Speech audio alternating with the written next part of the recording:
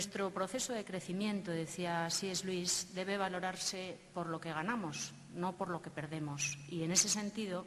no haber desarrollado el gusto por lo realista, decía, es un rasgo infantil, en el mal sentido de la palabra.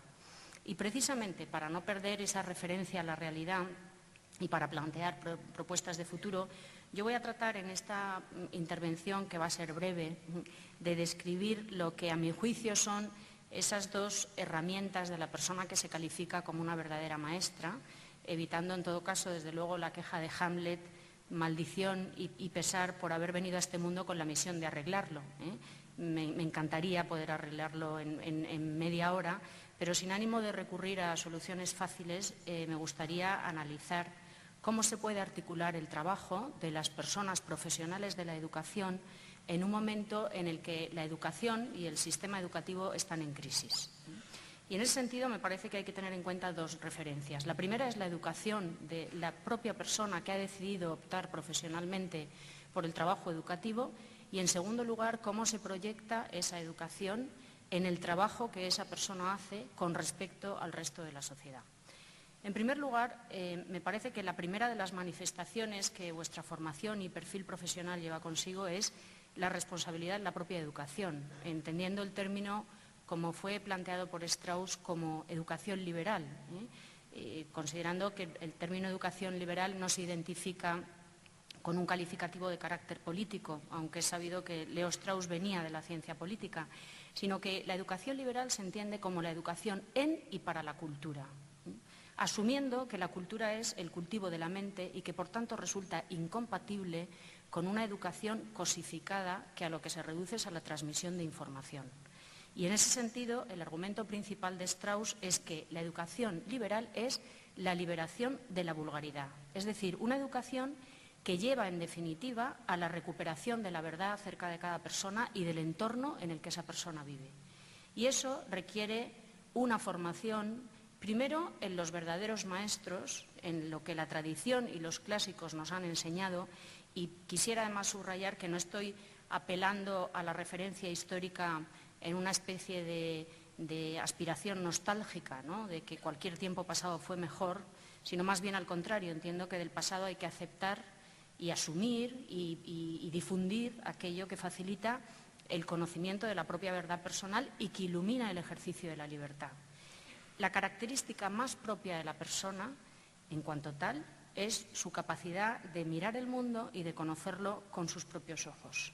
Y eso, en una persona que va a trabajar en el ámbito educativo, requiere fundamentalmente dos cosas: una apertura personal a la libertad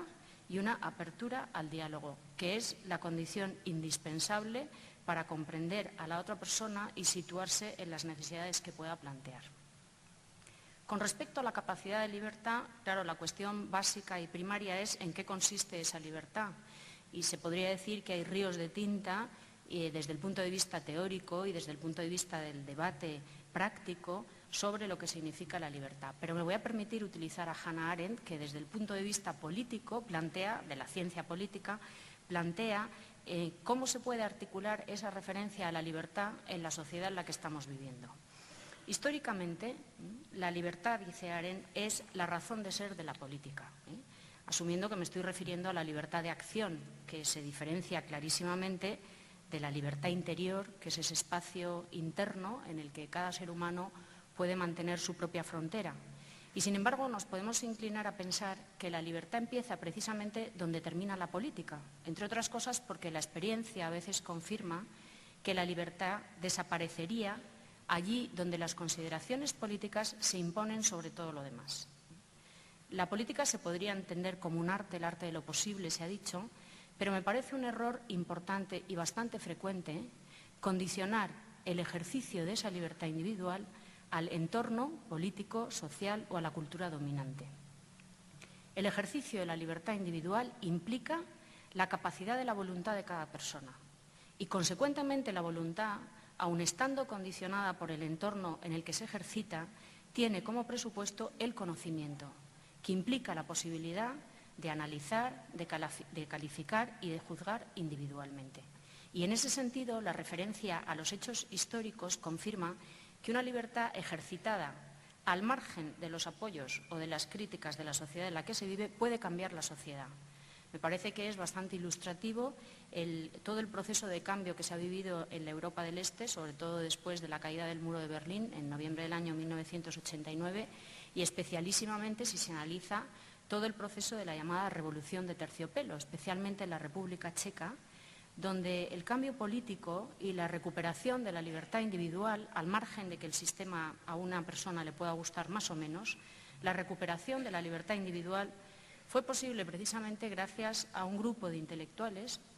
dispuestos a mantener su educación y su diálogo permanente para vivir en un espacio que estaba cerrado oficialmente a la libertad, pero sin embargo era respetuoso con la libertad interior en ese pequeño espacio que esas personas habían creado.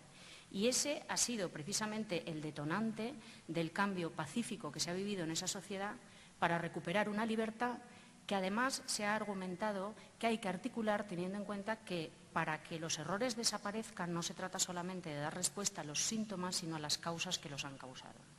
Y en ese sentido, por tanto, el disidente, como afirmaba Havel en una especie de conclusión de todo el proceso de lo que había pasado en la República Checa, es una especie de Don Quijote que batalla por defender la dignidad de cada persona a toda costa. Yo con esto no estoy proponiendo que la actitud del educador o de la persona que se dedica a la educación sea la propia del proceso descrito por Bon Lefort en La última del cadalso, donde la decisión libre de una persona condiciona prácticamente una especie de martirio colectivo. Más bien, lo que quiero subrayar es que la libertad individual se perfila y se consolida en un ejercicio estrictamente personal, que requiere formación, requiere inversión en la propia configuración de la cabeza y del corazón y, en definitiva, es una opción también estrictamente libre y es la de ejercitarse como persona y abrirse a los modos de ser mejor persona y a mostrarlo con la propia vida. Solamente así se entienden actitudes como la que acabo de describir de Europa del Este o la propuesta por Newman en su escrito autobiográfico, que concluye precisamente afirmando que el ejercicio de la propia libertad le llevó a estar tan feliz con su presente que no tenía ni un pensamiento para el pasado ni para el futuro. En todo caso, lo que quiero subrayar es que el reto de la educación, y más en un momento de crisis como el actual, pasa necesariamente por la responsabilidad personal de quien educa, por su aproximación a la libertad, por su formación personal, por la consolidación de criterios y de principios que le faciliten ser más y mejor persona y, en definitiva, por fomentar, en palabras de Isaac Dinesen, la rectitud moral y una conducta intachable que, lejos de generar arrogancia, facilita la confirmación de la debilidad personal y, consecuentemente, la necesidad de una mayor formación.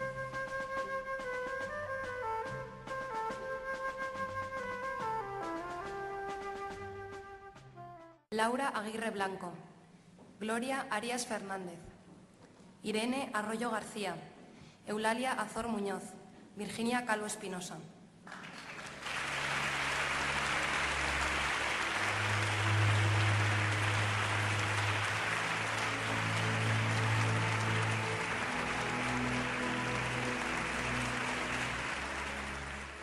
Sara Carbonell García, Almudena Cires Hernández, Miriam Colino Sainz Rozas, María Durán Faustman.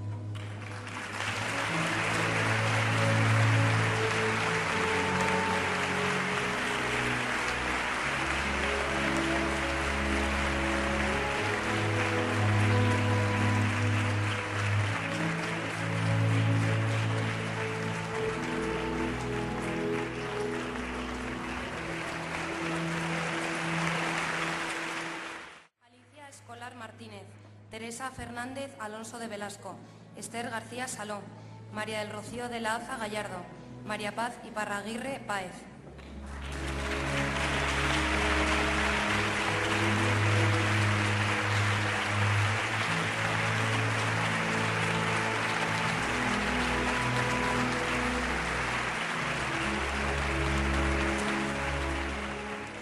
Bárbara Marina Martens, Laura Martínez Izquierdo, Sonia Mejía Sánchez, Silvia Merino Galtés.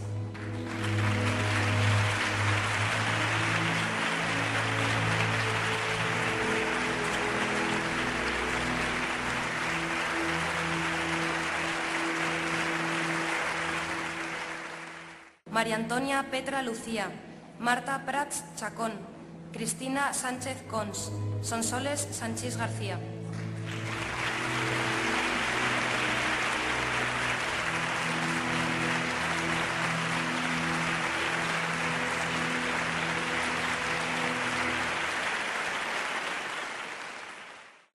Adriana Isabel Baz Serrano, Esther de Zulueta y Maraens.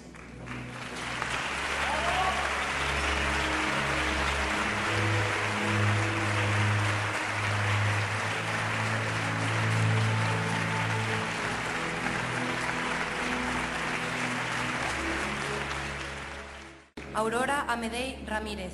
Elsie Marisol Araujo Alvarenga, Valeria Belloso Hernández.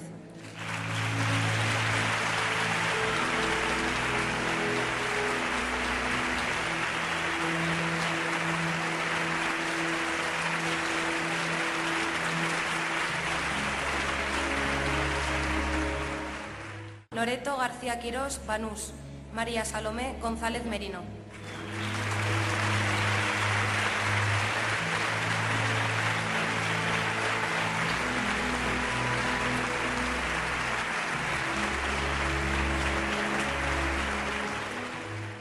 Magdalena Laucirica Uribe, Cristina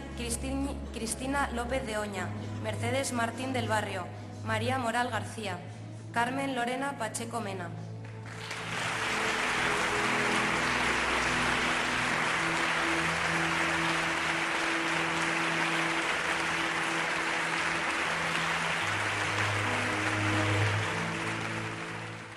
Sara Porcuna Padilla,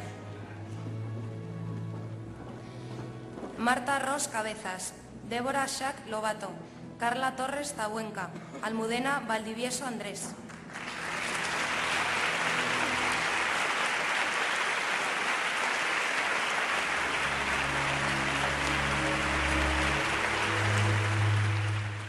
Adrián Casado Taboada, María Castro Rojo, Paloma Chim Lee, Leticia Cuevas Olavarría, María Dania Ocerro.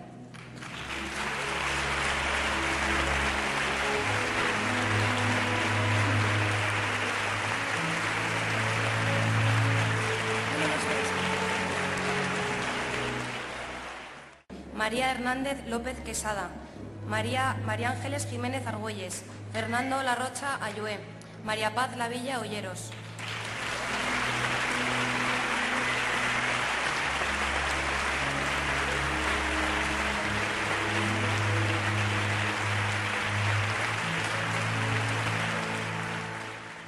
Natalia Lozano Rodríguez, Ingrid Sainz O'Johnny, Consuelo Soldevilla Bordona.